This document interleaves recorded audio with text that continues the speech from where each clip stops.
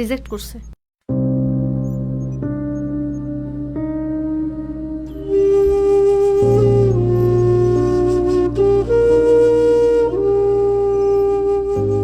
তোমার প্রজেক্টের কি খবর? আসসালামু আলাইকুম স্যার। ওয়ালাইকুম আসসালাম। এত কষ্ট করে একটা রোবট বানালাম, কোনো ফান্ডিংই পাচ্ছি না। ভাবছি বিদেশেই চলে যাব। বিদেশ যাওয়ার আগে তোমার মতো উদ্ভাবকদের জন্য বিএনপির পরিকল্পনা দেখো। দেশ জুড়ে আয়োজন করা হবে উদ্ভাবনী আইডিয়ার প্রতিযোগিতা। বিজয়ীদের দেওয়া হবে স্টার্ট আপ ফান্ডিং। হাইটেক পার্কে থাকবে বিশেষ বরাদ্দ ও সহায়তা। চালু হবে পেপাল ও অন্যান্য ইন্টারন্যাশনাল গেটওয়ে।